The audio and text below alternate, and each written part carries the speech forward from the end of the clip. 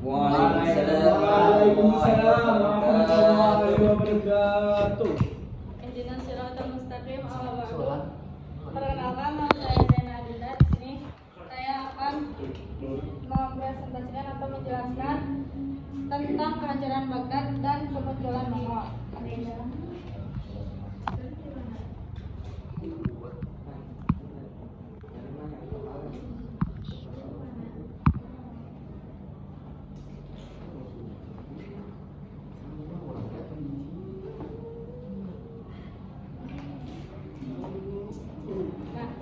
Sudah kita ketahui bahwa adanya Mongol ini yang membuat hancurnya bangsa Baghdad. Mongol ini berasal dari padang rumput Asia Tenggara.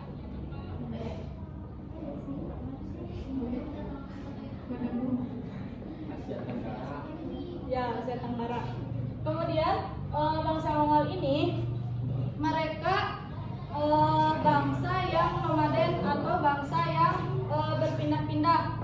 Kemudian mereka juga ahli dalam berkuda dan memanah. Kemudian bangsa Mongol ini memiliki pasukan kecil atau suku-suku kecil. Tapi walaupun misalnya mereka kecil, mereka sangat baik dalam artian gesit dan disiplin.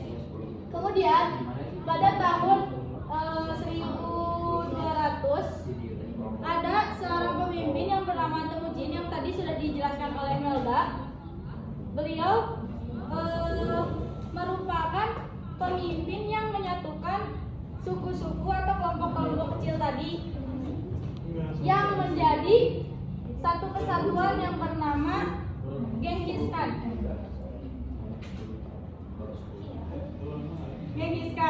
Nah, Genghis Khan ini merupakan bangsa yang menjelajahi Cina dan Asia Tenggara. Ada perbedaan di dalam keduanya. Yang pertama di Cina. Kalau misalnya di Cina, Genghis Khan itu bertahap dalam penyerangan wilayahnya. Kalau misalnya di Asia Tenggara langsung dihancurkan gitu. Kenapa? Karena Genghis Khan ini butuh untuk alur perdagangan atau jalan gitu, berjalannya perdagangan gitu ya. Kemudian kenapa sih Genghis Khan ini menjelajahi wilayah-wilayah yang ini gitu? Karena yang pertama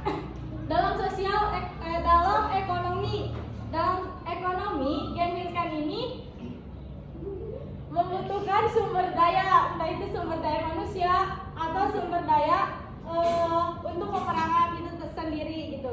Kemudian dari politik, yaitu memperluas pengaruh. Maksud memperluas pengaruh di sini tuh Genghis Khan itu mempengaruhi si Cina dan Asia Tenggara ini gitu.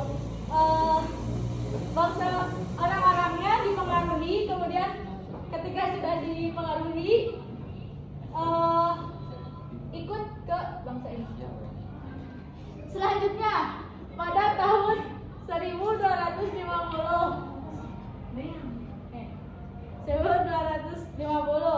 Nah, ada yang bernama suku Hulagukan. Suku Hulagukan, di mana suku Hulagukan ini adalah cucu dari Genghis Khan. Pada masa Hulagukan ini merupakan masa di mana Baghdad ini benar-benar hancur. Kenapa? Yang pertama, Hulagukan ini menghancurkan dinasti Syiah. Kemudian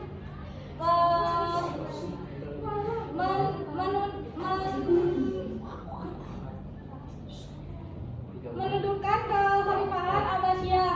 Kemudian yang utama yaitu Baghdad itu sendiri.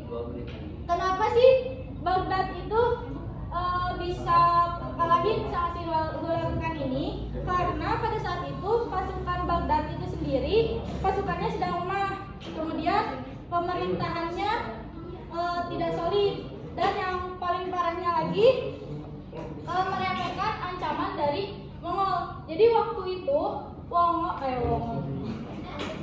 Mongol itu ngasih surat ancaman ke Baghdad.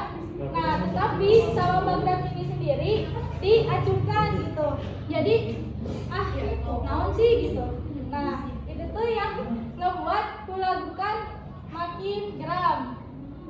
Dan setelah itu Hulagukan menyerang Baghdad. Akhirnya Baghdad nggak ada. Nah, dampak dari Hulagukan menyerang Baghdad ini, yang pertama hancurnya kekhalifahan. Kemudian peradaban Islam menurun. Nah, peradaban Islam menurun. Kenapa sih peradaban Islamnya menurun? Karena si Hulagukan ini merusak masjid, di mana masjid itu tempat kita ibadah, seperti itu. Kemudian yang terakhir, ilmu pengetahuan. Nah, ilmu pengetahuan kenapa sih berdampak ke Baghdad ini atau ke masa kita zaman sekarang? Karena waktu itu Hulagukan membakar perpustakaan, di mana di perpustakaan kan pasti ada ilmu-ilmu dibakar, jadi hangus ilmunya. Oke, Miss Zena, after 1 minute. Syukran. Kemudian yang terakhir, bukunya dibuang ke sungai. Jadi pada intinya hancurnya Baghdad itu gara-gara si Mongol. Yang pertama itu sama Tumaji, yaitu pemimpin yang waktu itu sangat berkuasa di Mongol. Nah, beliau menyatukan suku-suku yang bernama Hulagukan.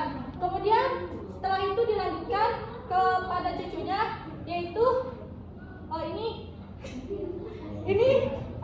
Genghis Khan. Kemudian dilanjutkan sama Hulagukan, yaitu cucunya Genghis Khan. Dan berdampak kepada 3 aspek ini. Nah, yang pertama hancurnya kekhalifahan. Kemudian yang kedua peradaban Islamnya menurun, dan yang terakhir ilmu pengetahuannya menurun. Mungkin cukup sekian dari saya. Mohon maaf apabila masih banyak kesalahan.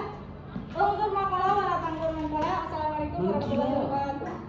Baik, syukron kasiron ila ukhtina Zaina wal an nastamir ila mutaka